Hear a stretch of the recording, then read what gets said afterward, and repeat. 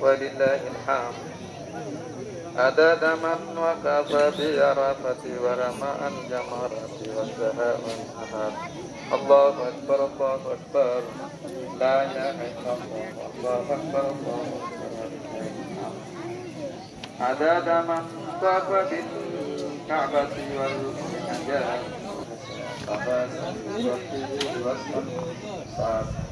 الحمد لله الذي عدد علينا وإذا قبلت تعود بكل إيد وتكبر فمدنا موالدا إذ يعود على كل أمر ويتكلم وحتى وحتى وأنا الدوار سجياتي وتكبر فيهما الله من حزم الله وكبر أشهد أن لا إله إلا الله الذي جعل من كل شيء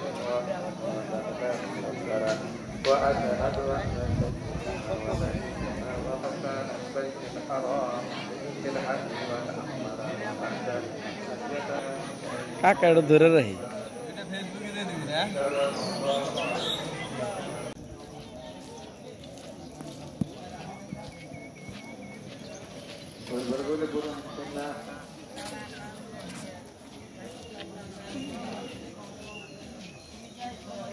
সময় কিন্তু কাছে আসছে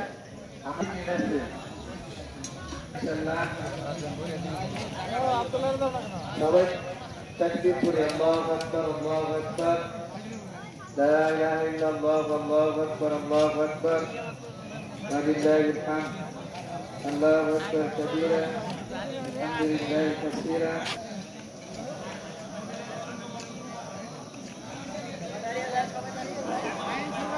অনুরোধ আপনারা দাঁড়িয়ে লাইন সোজা করুন এবং পিছনে যারা আছে তাদেরকে দাঁড়ানোর সুযোগ করে দিন।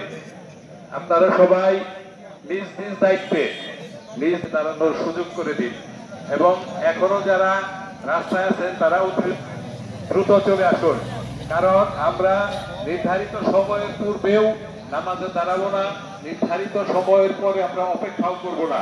আমরা চাই ঠিক ঘোষিত সময়ে যেন আমরা আমাদের ঈদের নামাজ শুরু করতে পারি।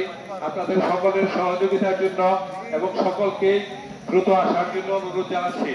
আপনারা দ্রুত চলে আসুন, সময় খুবই, আপনারা দ্রুত চলে আসুন এবং নামাজের শেষে খুতবা শুনবেন এবং অবশ্যই খুতবা পর্যন্ত আপনারা অপেক্ষা করবেন। বিনীত অনুরোধ থাকবে সেটা নামাজের জন্য বা এই মাঠের একটা অসম্মান হয় যখন আপনারা নামাজ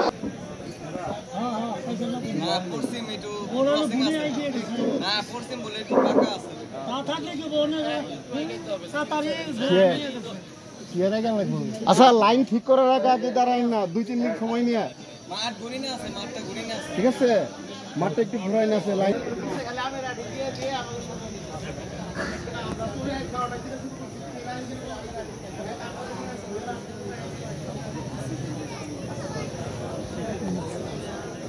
আচ্ছা না করি আসি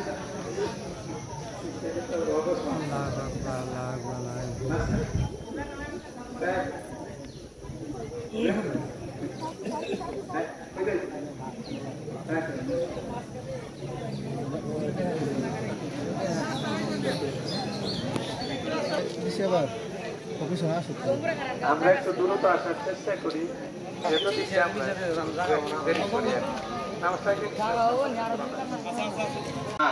কারণ এটা হলো এমন একটা দিন আর একটা বলা হয়েছে যে এমন একটা গুরুত্বপূর্ণ বিষয় পৃথিবীর শুরু থেকে শেষ পর্যন্ত এই কুরবানির ব্যবস্থাটা ছিল। অনেকে ইতিহাস জানেন যে হযরত আদম আলাইহিসসালামের পুত্র, জ্যেষ্ঠ পুত্র হযরত কাবিল আর তার ছোটজন হাবিল, দুইজন ভাই ছিল। ইয়াতুল আলাইহি নাবাবনা আদামা ইদ কাররাবা কুরবানান ফাতুকুব্বালা মিন আহাদিহিমা। তাহলে কি করলো, তাদের দুইজনের মধ্যে থেকে তারা কি করলো, একে অপর আল্লাহ রাসূল আদমকে আল্লাহ সুবহানাহু ওয়া তাআলা বললেন তুমি ওদেরকে বুঝাই দাও ব্যাপারটা, গোটা দৃশ্য এটা তাদের মধ্যে কি করে স্প্রেড করে দাও, ওদেরকে বুঝিয়ে দাও জিনিসটা যে কি অবস্থা হতে পারে। আর যদি না করে তারা কাররাবা কুরবানান ফাতুকুব্বালা মিন আহাদিহিমা, তাদের একজনের মধ্যে কি হয়ে গেল, কুরবানিটা কবুল হয়ে গেল, আর একজনের মধ্যে কুরবানিটা কবুল হয় না।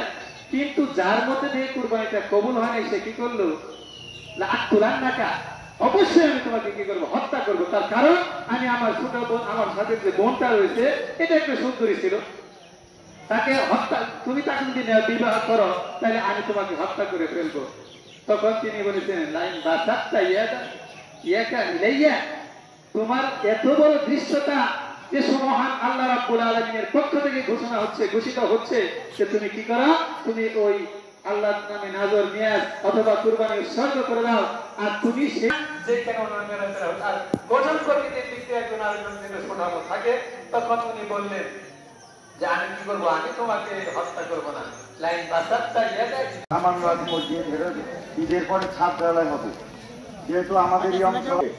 আর যদি কেউ লিখে দিতে চান বা নগদ কিছু টাকা দিতে পারেন, আমাদের খাতা কলম আছে, বললে আমরা লিখে নিব।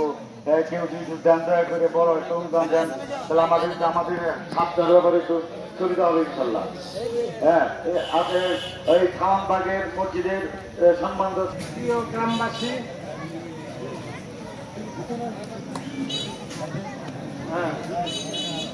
যাই হোক, খাওয়ানবাগ নূরে মসজিদের যে উন্নয়ন কাজ চলছে, আমরা মোটামুটি 4 তলা ফাউন্ডেশন দিয়া কাজ আরম্ভ করেছি। নিচের কাজ শেষ হয়েছে, এখন ছাদের কাজ বাকি আছে।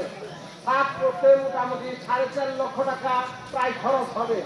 সে আমরা মোটামুটি যত দূর সম্ভব আমরা লোকজন, গ্রামবাসী বা আশেপাশে 2-4 জন লোকজন নিয়ে আমরা মোটামুটি 8 থেকে 9 লক্ষ টাকার কাজ এ পর্যন্ত শেষ হয়েছে। শেষ সুবাদে আপনাদের কাছে আমার আকুল আবেদন, এই